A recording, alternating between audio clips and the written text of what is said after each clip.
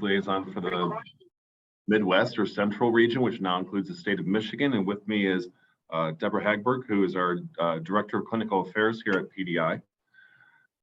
To kick this off, we're going to give a brief introduction if you're not already familiar with our speaker today. It's Dr. Bill Rutala, who is the director and co-founder of the statewide program for infection control and epidemiology and a professor for the Division of Infectious Diseases at the University of North Carolina School of Medicine. He was the director of hospital epidemiology, occupational health, and safety program at the University of North Carolina Hospitals for 38 years before he retired in May of 2017. He's a retired colonel in the United States Army Reserve and is certified in infection control, and he's been an advisor to the Centers for Disease Control and Prevention, the Food and Drug Administration, the Environmental Protection Agency, as well as the Federal Trade Commission. Dr. Rutala is a member of various committees on the local, state, national, and international level, as well as having served in several professional societies. He has more than 675 publications in the field of disinfection and sterilization and the epidemiology and prevention of healthcare-associated infections. He has also been an invited lecturer at over 400 state, national, and international conferences in over 40 states, 40 countries, and has testified twice before the United States Congress. Dr. Rutala earned his Bachelor of Science degree in Science from Rutgers University, his Master's degree in Microbiology from the University of Tennessee, and both of his Masters in Public Health and Doctorate in Microbiology from the University of North Carolina School of Public Health. Just as a quick request, if you wouldn't mind please turning off your camera and muting your line so it's not so much of a distraction to others as well as to our speaker. That would very much be appreciated. I will be doing the same thing as I turn this over to Dr. Rutala. Welcome, Dr. Rutala. Thank you very much, Mark, and thank you all for joining me today. Now, Mark, if my sounds starts to lighten, please say something like sound, and I'll try to direct my voice to my microphones. I know a couple days ago we had some problems with hearing me, so I'll try to be good and make sure that I direct my voice to the microphones. Thank you very much for joining a conversation about environmental contamination. The title, of course, is We Control the Future, and I think we're going to essentially identify that the future is now. So what we're going to do over the next 30, 40 minutes or so is really look at this particular issue. We're going to look at four things. We're going to primarily look at the issue very briefly of environmental contamination caused by, of course, environments in healthcare settings. Then we're going to talk about a continuously active disinfectant and continuous room decontamination technology. That will be essentially where we're going to go. Now, I should mention that this presentation is brought in part to you by PDI, or Professional Disposables International. Now, this is what I said we're going to do, and we're going to very briefly look at the issue of role of the environment in disease transmission, and then essentially continue with continuous room decontamination technologies and a continuously active disinfectant. Now, let me briefly mention a continuously active disinfectant is a disinfectant, of course, that has a sustained antimicrobial activity, works for more than the immediate application, works for 6 hours, 12 hours, 24 hours, and possibly longer, such as 24 to 48 hours. We'll talk about that. And as far as the issue of continuous room decontamination, there we're talking about technology which, of course, works 24/7. This is unlike the technology that we have today, and those are the things we're going to discuss. Now, as far as the issue of how the environment contributes to healthcare-associated infections, very briefly, we know that we have some pathogens like MRSA, VRE, and C. difficile that have an environmental mode of transmission. We know the surfaces are contaminated with those pathogens, and that includes things not only as MRSA, VRE, C. difficile, but also multiple drug-resistant gram-negative rods and Candida auris. We know that they survive for days, weeks, and months. We know that when we touch those surfaces, we get hand contamination, and those contaminated hands can transmit microbes to patients, of course, if there's not good hand hygiene. And that's why disinfection reduces microbial contamination, reduces healthcare-associated infection. When we remove those microbes from the surface, of course, we can't get hand contamination. And of course, that makes less likely contaminated hands transmitting these epidemiologically important pathogens to patients. Now, this is a very important finding from almost 10 years ago. The finding is healthcare workers contaminate their hands not only by touching the skin of patients, but also by touching environmental surfaces. In fact, what this study found is that there is no significant difference of contamination rates on gloved hands after contact with the skin of a patient or an environmental surface. So essentially, healthcare workers contaminate their hands as frequently by touching environmental surfaces as by touching the skin of the patients. We didn't always know that. And of course, that brings in the issue of transmission. When a healthcare worker touches an environmental surface, they can, of course, transmit those pathogens to another patient, of course, if there's not intervening good hand hygiene. So if they are practicing poor hand hygiene, they can essentially go from one environmental surface to a patient and transmit that microbe. The other issue that we, of course, sometimes lose track of, but it's very important, is if those surfaces in the patient room are contaminated with these epidemiologically important pathogens, essentially a patient can bring those microbes to their eyes, nose, and mouth and self-inoculate.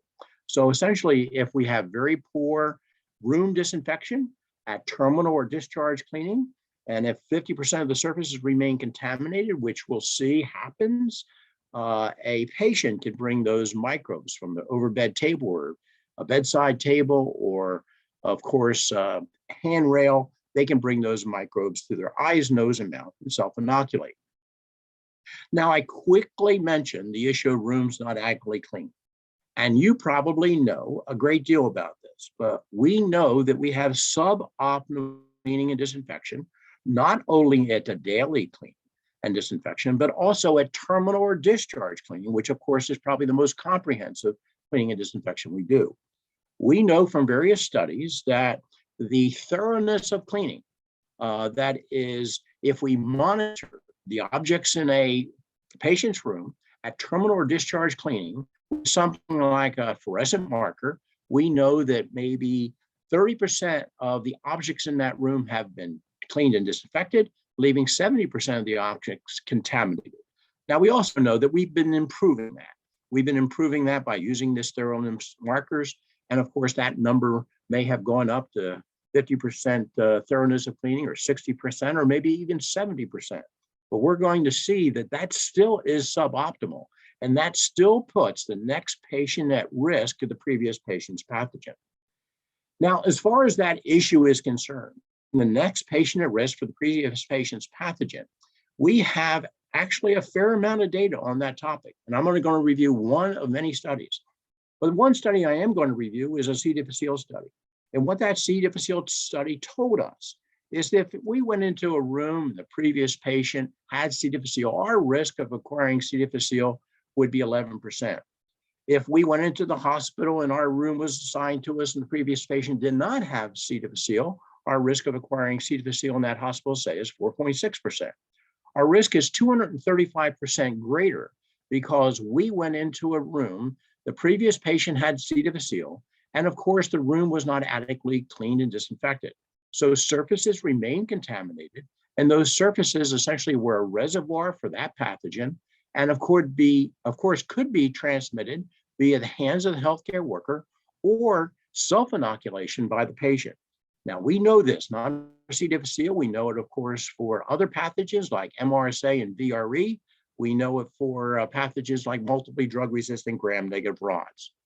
Now, I should hasten to say that we're not trying to sterilize surfaces. What we want to do is we want to make those surfaces hygienically clean. We want to essentially reduce the level of microbial contamination in sufficient numbers to prevent human disease from these surfaces.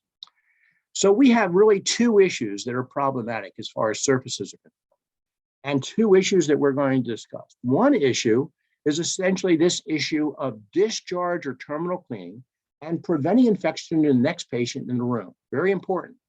And the other issue is the issue of recontamination after cleaning and disinfection and suboptimal cleaning and disinfection on a daily basis. So we're going to discuss those two issues. First, we're going to begin with the issue of how do we prevent infection to the new patient in the room.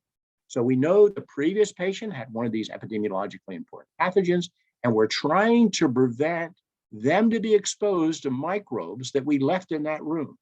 Well, how are we going to do that? We're going to do that by implementing a bundle. You know, we have bundles for prevention of surgical site infections and central line associated bloodstream infections. This is a bundle for surface disinfection. There's 5 parts to the bundle. Essentially, we have to have good practices, we have to have good products, we have to educate or train our colleagues in environmental services and nursing when and how to do surface disinfection. We have to monitor compliance so that we're not only cleaning and disinfecting 30% of the surfaces in the patient room at discharge or terminal clean, but it's 60, 70, 80, 90, and ideally 100%. And then we have to implement no-touch room decontamination technologies. As far as these 5 components are concerned, we have excellent products, but of course, as we've discussed, every healthcare facility in the country has suboptimal practices. Essentially, we're not thoroughly cleaning the hand-touchable surfaces. And of course, that has to be improved. But when we do have good products and practices, we have good surface disinfection or perfection. Now, as far as products are concerned, as we said, we have excellent products. We have products that kill microbes very quickly. I could show you data that demonstrates that all these products can essentially result in a 5-log reduction in 30 seconds. 5-log reduction is a lot. That's like 100,000 microorganisms going down to 1 in just 30 seconds. The 99.999% reduction in microorganisms. We have excellent products. Of course, we talked about is we have suboptimal cleaning and disinfection practices because essentially we're not thoroughly cleaning, we're not thoroughly wiping essentially all the contaminated surfaces, or we're not thoroughly wiping essentially all the objects that have been touched by hand and of course are contaminated with microorganisms, to include these epidemiologically important pathogens. Now, that is not enough. Essentially, the issue of good products and good practices, and of course, the issue of compliance, as well as, of course, educating. I'm going to show you data that even when we had good room decontamination utilization, and of course, had thoroughness of cleaning greater than 80% in patient rooms at discharge, cleaning and disinfection, we still can have risk to the next patient, and we can still reduce the microbial contamination, which reduces essentially the risk of healthcare associated infections. So we're going to look at what else we need other than those 4 components of the bundle. Something other than, in addition to, good products, good practices, good education, of course, good compliance practices.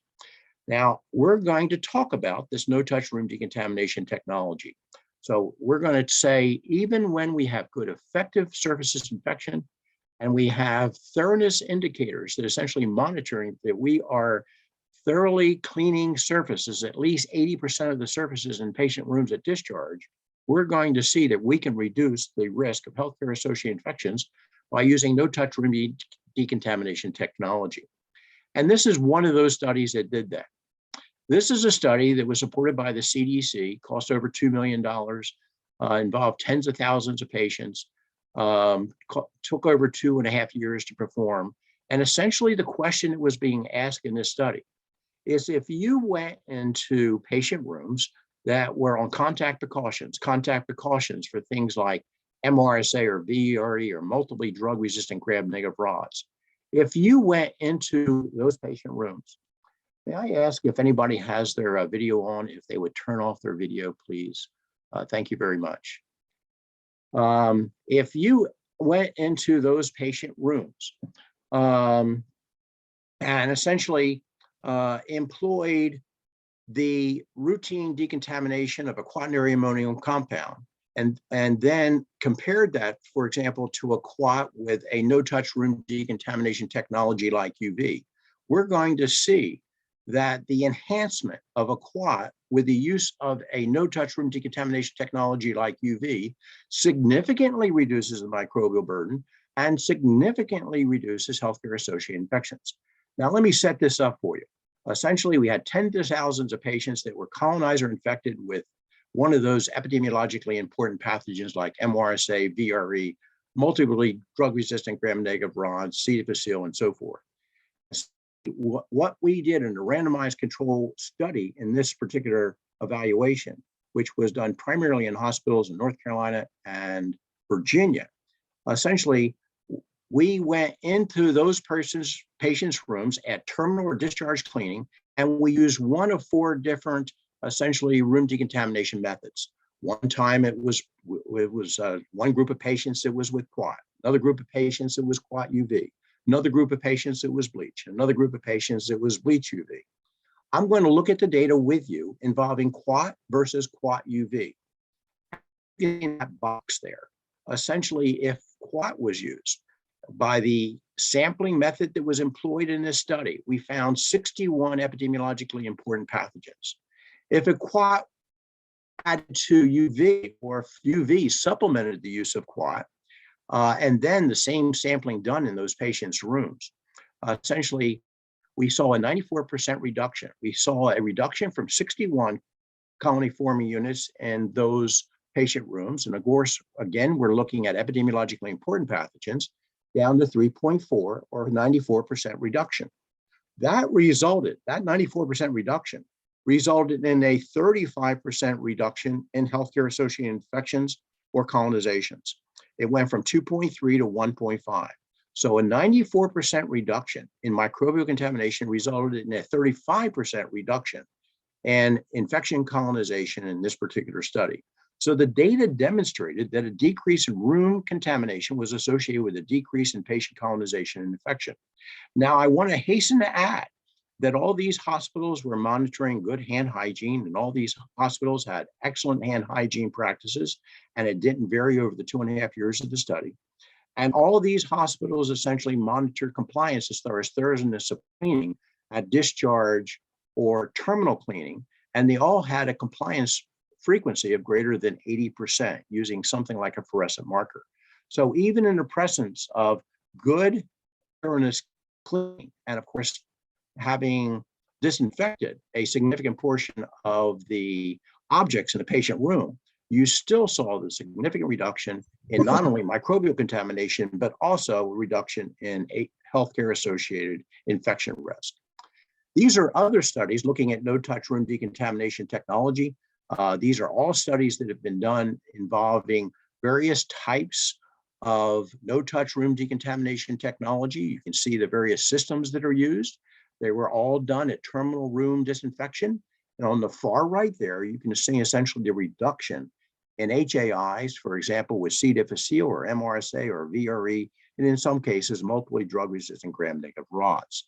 So what this is telling us is, of course, that we need to use this no-touch room decontamination technology for terminal disinfection after discharge of patients on contact precautions.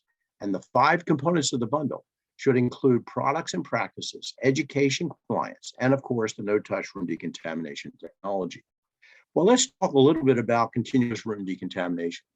Now, essentially what we've done with the bundle is that we have prevented infection to the new patient in a room of our hospital.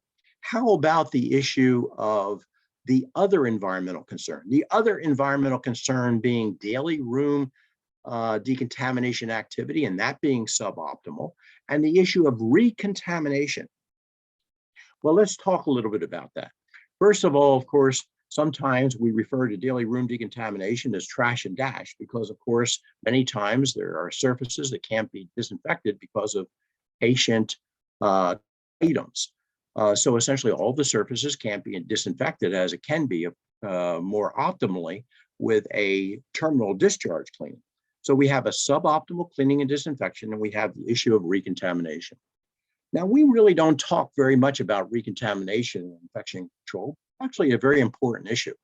And of course, recontamination is a problem with these epidemiologically important pathogens, whether it's MRSA, VRE, or if it's C. difficile, or if it's Candida auris. Essentially, the surfaces become recontaminated very quickly after the surfaces are disinfected. How do we know that? We know that because of studies that have been done.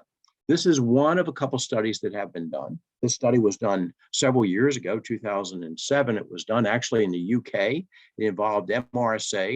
And you can see those large black bars. Essentially, the black bars demonstrate contamination with MRSA. So those black bars show a heavy contamination with MRSA. You can see possibly the term HPV there, that's vaporized hydrogen peroxide. So the room was disinfected with HPV because they wanted to eliminate the presence of this epidemic MRSA contaminating surfaces in this particular care area. And of course, when they use the vapor hydrogen peroxide, which is a no-touch room decontamination technology, they eliminated contamination of the surfaces with MRSA. Well, how quickly do those surfaces become recontaminated? Well, in this study, all they did was they sampled 24 hours later. And of course, 24 hours later, they found significant contamination of surfaces with MRSA. In this particular study, which was done in a burn center in North Carolina, we had a very significant problem with a multiply drug-resistant Acinetobacter in patients in our burn center. And we were concerned that essentially the rooms were being recontaminated so frequently that, of course, that would result in hand contamination of the healthcare workers, and with poor hand hygiene could result in transference of those microbes to other patients in the burn center, which would, of course, allow the continuation of the outbreak and, of course, transmission between patients. So I had a very excellent colleague who essentially did not consider it imposition to essentially do sampling every hour for 24 hours. So essentially, actually, there was a little break between 12 and 18 and then 24, but for the first 12 hours, every hour, essentially the rooms were sampled. So essentially the rooms were disinfected, and then we sampled immediately after disinfection and found no contamination with this epidemic drug-resistant Acinetobacter. But within 2 to 3 hours, after essentially effective disinfection of these rooms, we found the epidemic or the multiply drug-resistant Acinetobacter on chairs, overbed tables, stock cabinets, IV pumps, many surfaces, and essentially the patient's room. So essentially those surfaces were being recontaminated within just 2 to 3 hours, of course, of effective disinfection in those patient rooms. And the reason we did this is we were wondering whether we needed, of course, to do surface disinfection in those patients' rooms more frequently than daily, possibly twice a day or 3 times a day. And as you may remember, there's a CDC guideline that recommends essentially you do that for a norovirus epidemic. Well, we have this issue of recontamination. And of course, the other point that I want to make, not only the issue of recontamination, we know that after terminal discharge cleaning, the surfaces are contaminated with these epidemiologically important pathogens. This is a study that was just published that showed essentially 21% of the surfaces evaluated in this particular study, which of course were evaluation of surfaces after terminal or discharge cleaning, 21% were positive for epidemiologically important pathogens like MRSA, VRE, C. difficile, and so forth.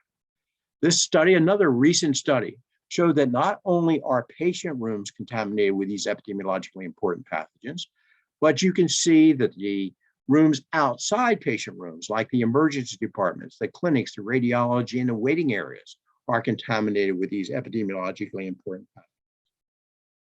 Additionally, we see essentially outpatient facilities, like clinics and surgery centers, contaminated with these epidemiologically important pathogens. And as we mentioned, we know that there's a relationship between microbial contamination and risk of HAIs. We know when we have an increased bioburden, microbial burden on surfaces, we have an increased risk of healthcare-associated infections. When we have a decreased bioburden, that's associated with a decreased risk of healthcare-associated infections. Well, let's talk about new technology, continuous room decontamination technology.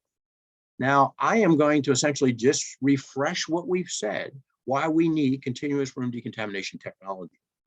But before I refresh what I said, why we need continuous room decontamination technology, I want to make the point that this technology is unlike no-touch room decontamination technology. For those of you who have used no-touch room decontamination technology like UVC or vaporized hydrogen peroxide or some other products that are no-touch room decontamination technology, you know you cannot be in that room when those no-touch room decontamination technologies occur. And that's, of course, because of some occupational risk or, of course, hazard, potential hazard to the patients, to the staff, and to the visitors. Therefore, the rooms are emptied before that no-touch room decontamination technology is employed.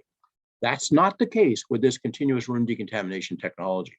This continuous room decontamination technology can be employed when, of course, the room is occupied and can be employed like 24/7. So let's think about first why we need it, and then think about what we have potentially as continuous room decontamination technology for the future. First of all, why do we need it? We need it because of certain key issues. And the key issues involve environmental contamination leads to HAIs. We know that. We know that there's suboptimal disinfection.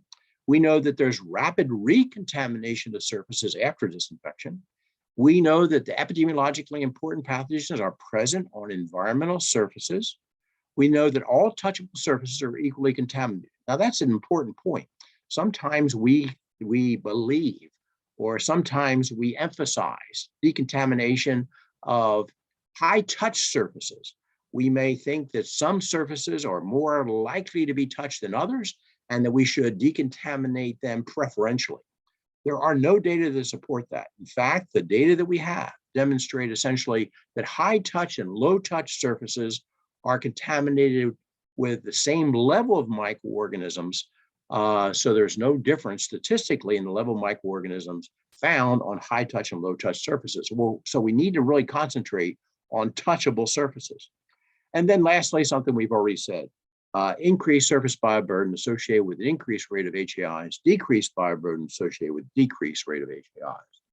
Now, this is essentially the universe of continuous room decontamination technology. Now, we're not going to be able to go through all these technologies, but I want to give you a little hint to the technologies that are out there and possibly someday may provide value, and essentially a technology that's currently available. As far as the first technology that we're going to quickly look at is visible light disinfection. Now, remember, we said we're not trying to sterilize surfaces. We're trying to essentially reduce the level of microbial contamination in sufficient numbers to prevent human disease. So let's look at visible light disinfection. Now, you may know about visible light disinfection.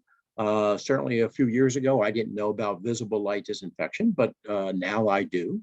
Essentially, what we have is a certain wavelength of light that has germicidal properties. A certain wavelength of light, the blue-violet range of visible light, in essentially the 400 to 400 nanometer region, essentially initiates a photoreaction with endogenous porphyrins that are found in microorganisms, which yield the production of reactive oxygen species inside the microbes, which leads to microbial death. So what kind of death is there? That is, how quickly does it happen? Well, of course, in this particular slide, you can see on the left, you see a white light. On the right, you see a blue light. Essentially, this is that wavelength of light that does result in some reduction of microbial contamination. There is an automatic switching between the modes that is performed by a wall-mounted control. So you can go from white to blue light. If you go to blue light, that's a higher intensity and there's increased kill. As far as the kill, there are some data which demonstrates that this type of light does reduce microorganisms, and it could be considered for several healthcare decontamination applications. This particular slide gives us an idea how fast it kills. And you can see, if you take a second and look at this slide, that it doesn't kill fast. Now, it may have some value in some settings, but essentially the reduction, the microbial reduction, takes time.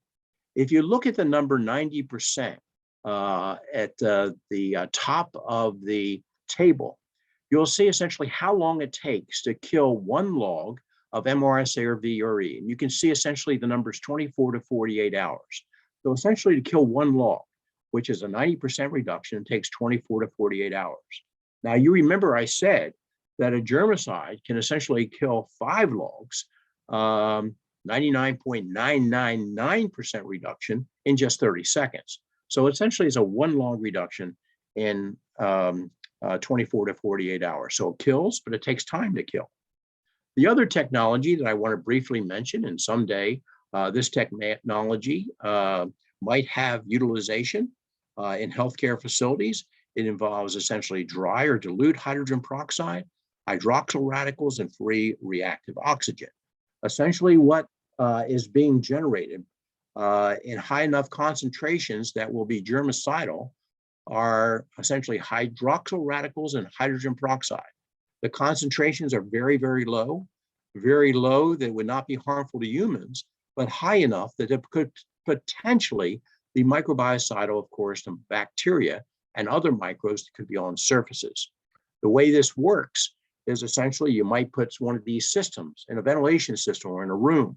And what these systems do is they take oxygen and water out of the air. They pass it through a catalyst cell, such as titanium, and they activate it with UV. And that results in essentially the conversion of oxygen humidity to low concentrations of hydrogen peroxide and hydroxyl radicals. So again, this particular type of technology needs to be further evaluated, but there could be high enough concentrations of these microbiocidal components, hydroxyl radicals, and very low concentrations of hydrogen peroxide, that it would not be harmful to humans, but could be harmful to microorganisms. But this requires further evaluation.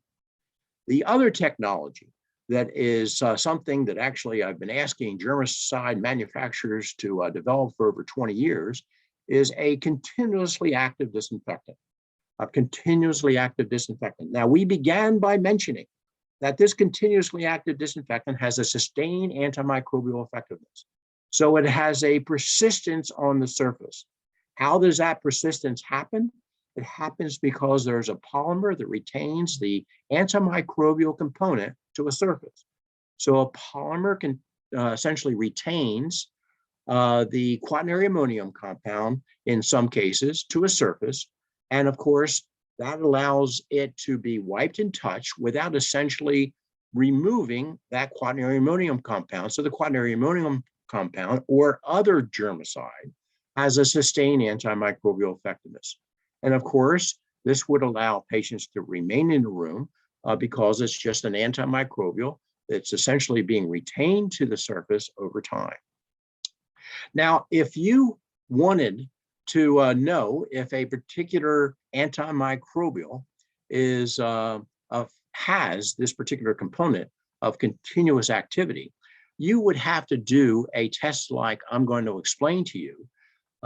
It would be required by the EPA if you wanted to register that product as a continuously active disinfectant. So if you were an inventor and you invented a product that you thought had continuous antimicrobial activity, and you wanted a claim on your product that says this product kills for 24 hours, this group of microorganisms, you would have to use this protocol. This is an EPA protocol, essentially, that evaluates a persistent or sustained antimicrobial activity. Now let's go through the protocol real quickly. Essentially, you see the test surface there. The test surface is the surface, of course, we're going to test. In this case, it was glass. Now you can use any test surface. You can use from mica, or you can use, of course, stainless steel, anything you want to use. Now, of course, you also see the test surface, and I should tell you that that test surface is going to be inoculated with a test pathogen. Now, of course, you can use any test pathogen. You can use SARS-CoV-2. You could use Staph aureus. You could use MRSA. You could use Candida auris, any test pathogen. Now, after you put that test pathogen on the surface, you apply the test disinfectant. Now, the test disinfectant, of course, is a product that you think has continuously active disinfecting activity. And of course, you put that on the test surface. Now, that's the only time you're going to put that test disinfectant on the surface.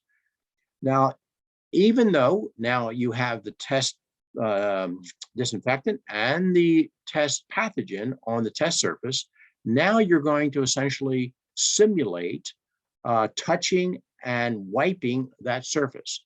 So essentially, we're going to have what is referred to as wears. Essentially, that little abrasion boat that you see on the slide goes back and forth across the test surface.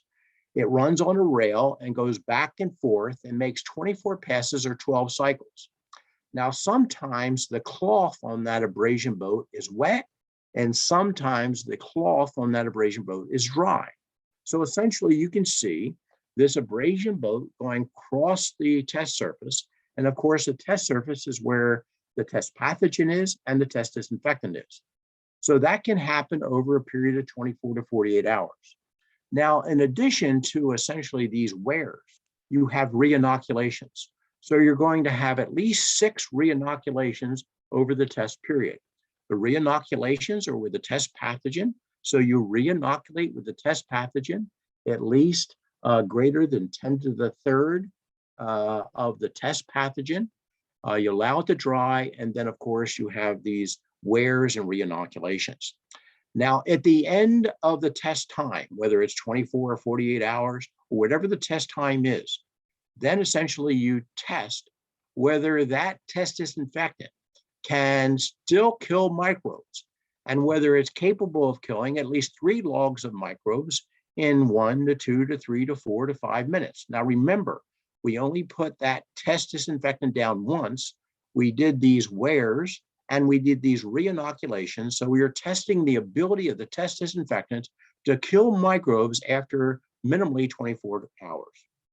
And here are some of the data. These studies have been done in 2 different laboratories and essentially finding very similar data. And essentially what we're seeing on this particular slide is essentially a 4 to 5 log reduction over 24 hours in 5 minutes. So essentially we allowed in this particular methodology a 5-minute time to kill the test pathogen. Again, this was with that protocol that we discussed, which involved wears and of course involved re-inoculations.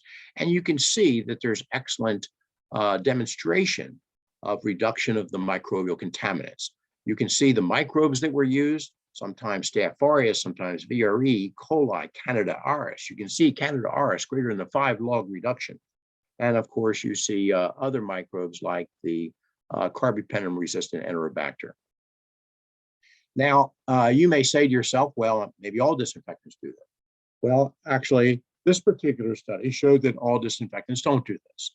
So if you were really to test a quad alcohol or test an improved hydrogen peroxide or a chlorine using this EPA protocol, you'll find less than a 1 log reduction, whereas with a continuously active disinfectant that has that polymer, which is retained to the surface with the antimicrobial component, which in this case is a quaternary ammonium compound, you see a greater than 4 log reduction. Now let's look at a couple clinical studies. These are clinical studies done by a couple different investigators. This investigator is from the VA hospital in Cleveland, Dr. Donstey's group. And essentially you can see in this particular study, the use of portable medical equipment and essentially testing whether this continuously active disinfectant will kill Staph aureus and enterococci over a period of 1 day, 4 days, and 7 days. And you can see essentially the bars there. The bars are showing first, the blue bar is no treatment. The orange bar is a quaternary ammonium compound, some non-continuously active quaternary ammonium compound. And then you see the continuously active disinfectant. And if you let your eyes just look at the bars, you can see, of course, the continuously active disinfectant bars are smaller than, of course, the orange bars and the blue bars. So the gray bars are smaller than the orange bars and the blue bars. And what that essentially tells us is that the percentage of sites positive for Staph aureus and or Enterococcus was significantly reduced on days 1 to 7 in the continuously active group. You can see essentially 3% positive or 3 of 93 versus both the no treatment group, there were 21% positive or 20 of 97, and the quat group, there were 11% positive or 11 of 97. This is a study done by another investigator using the same continuously active disinfectant. It was done at the Medical University of South Carolina. And here we see essentially disinfectant 1, which is the continuously active disinfectant, and then disinfectants 2 and 3. And the bottom line is those yellow bars are testing at 6 hours and the red bars are testing at 24 hours. And you can see for the disinfectant 1, there's an asterisk not only at 1 hour, but also 6 hours and 24 hours, which means, of course, that there was a statistically significant reduction at 1 hour, 6 hours, and 24 hours. That statistically significant reduction was not shown for the other two quaternary ammonium compounds at 24 hours, and one of the two had a reduction at 6 hours. Well, what about the use of this product for viruses? Will this type of product work for viruses? This is another recent paper, last several months, that demonstrated that this novel disinfectant demonstrated excellent continuous antiviral activity against the SARS coronavirus 2 and the human coronavirus 229E. The antiviral activity was greater than 4 logs, and you can see that this is a 1-minute contact time after 48 hours. So 1-minute contact time after 48 hours, a greater than 4 log reduction. So what this is telling us is that continuously active disinfectant may reduce or eliminate the problem of recontamination of environmental surfaces and the role of the environment and transmission of healthcare pathogens, including SARS-CoV-2. As far as observations, we know that the continuously active disinfectant reduces the bioburden. It's been shown in 2 clinical studies and several laboratory studies. The continuously active disinfectant shows promise and could reduce the risk of infections associated with devices and surfaces. And I should also hasten to say that continuously active disinfectant should not alter the frequency of cleaning and disinfection. That is, because we have a product that may be killing for more than 24 hours, let's say 48 or 72 hours, that should not alter essentially the frequency of cleaning and disinfection. As one of the purposes of routine cleaning and disinfection is to remove the dirt and debris, in addition to reducing the microbial contamination. So I think we've done what we said we're going to do, and we have essentially just some summary comments. First, the summary comment is essentially, we know that if we implement evidence-based practice for surface disinfection, and those evidence-based practices involve practice, product, education and training, compliance, and no-touch room decontamination technology, we know that we reduce microbial contamination, and we know that we reduce the risk of healthcare-associated infection at terminal discharge cleaning. We also know with the continuous room decontamination technology, specifically the continuously active disinfectant, it shows promise and could reduce the risk of infections associated with devices and surfaces. And with that, I will stop. I will mention that these slides can be available at the website disinfection and sterilization oneword.org, disinfection and sterilization oneword.org, or available through possibly your APIC organization or possibly through PDI. I thank you very much for joining me today. I hope you found it of some value. Please let me know if you have any questions now or later. Again, thank you very much. And thank you, Dr. Rutala. This is Mark Wright again with PDI. I'm just hopping on here to let people know that if they have any questions and would like to post them in the chat, or if you'd like to raise your hand, or come off mute to ask a question, we'd be happy to entertain any questions at this time. Thank you, Mark.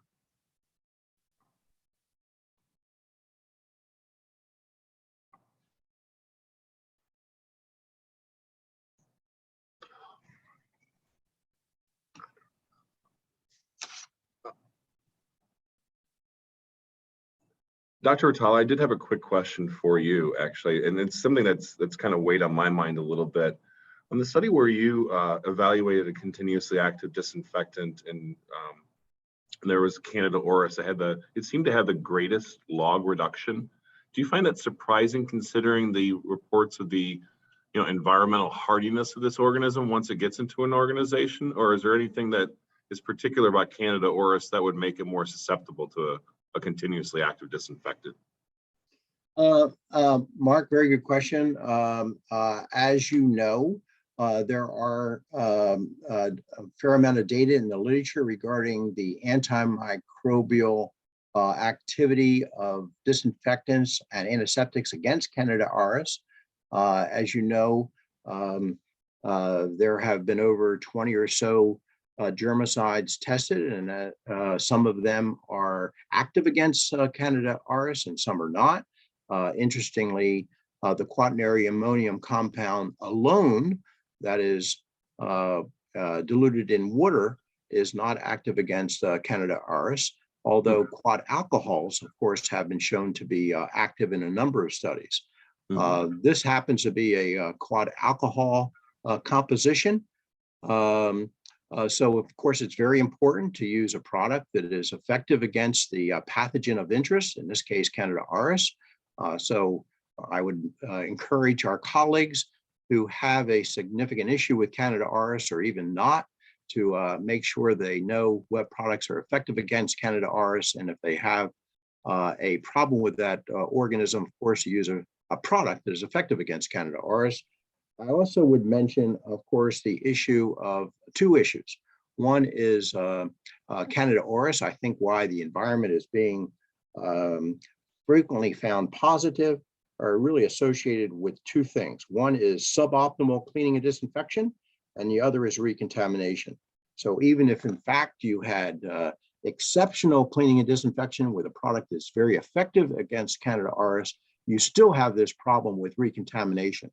And the recontamination problem is hard to resolve from the standpoint that you have a patient that is colonized and continually shedding the organism into the environment. That's why some of this continuous room decontamination technology may have value, because this continuous room decontamination technology that we discussed would be there to essentially continuously reduce the level of microbial contamination. Excellent. Thank you, Dr. Rutala. Mary had a question posted in the chat that reads, are there any studies available that show a connection between no-touch decontamination and HAI reduction? Yes, there are. There are two slides that I would ask Mary to look at with a little bit of time. I went through them very quickly. But there are a couple papers in the peer-reviewed literature which summarize the data. There was a paper that was published, I believe it was American Journal of Infection Control in 2019, which summarized the data about this no-touch room decontamination technology reducing healthcare-associated infections. I know of at least 12 to 13 papers that have shown this relationship between introduction of no-touch room decontamination technology and reducing HAIs. The one paper that I mentioned that was published in Lancet, as well as Infection Control and Hospital Epidemiology, was a study that was supported by the CDC, and that study demonstrated that a reduction in microbial contamination reduces colonization and infection. So there are data in the literature which actually address the topic, and certainly those data can be made available to Mary. Perfect. Thank you very much. Kelsey asked a couple of questions. Let me go to the second one first. Does Dr. Rutala have any recommendations for the current challenges with consistent cleaning during post-pandemic recovery, the concern of increased drift, suboptimal with staffing challenges? Yeah, that's really a hard question, Kelsey. I think you're asking how can you kind of resolve the issue of suboptimal cleaning and disinfection? I think especially in the context of a post-pandemic setting, and Kelsey, please jump on if you want to clarify. Yeah, so I just forwarded this question from another attendee. This did not come from me directly. So if that individual is willing and able to speak, I would encourage you to do so. Yeah, I think the difference, of course, in a post-pandemic situation, there could be several components to that situation. One component can be suboptimal staffing. One component could be burnout. And of course, this is an issue not only in post-pandemic situations, but I think it's always been an issue. We had this problem, of course, with suboptimal cleaning and disinfection, as well as recontamination prior to the pandemic. So I think it's always an issue. I think that the one potential solution is continuous room decontamination technology, which can be really done without humans and consequently can be done possibly more effectively using some type of automated or standardized system that doesn't engage the humans at every step of the process. It's the humans that make things difficult, isn't it, Dr. Rutala?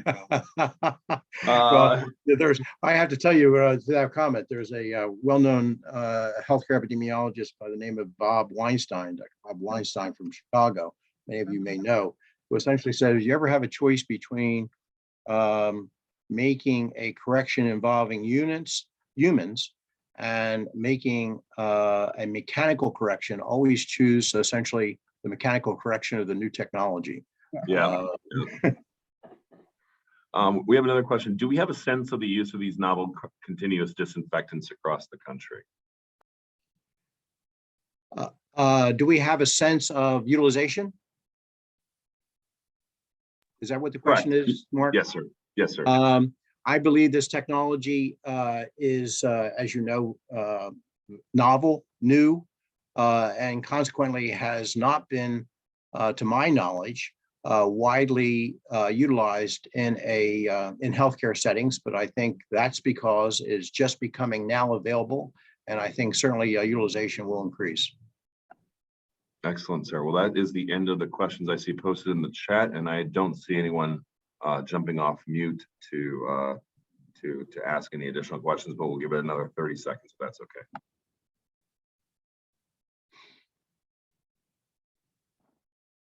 Otherwise, I'll turn it back over to you, Kelsey. All right, this is Child. Thank you everyone for attending today. And thank you again, Dr. Rutala, for a great presentation. I'd also like to thank Debbie and Mark for working with Kelsey and I to put together this event for our chapter. And we look forward to seeing you guys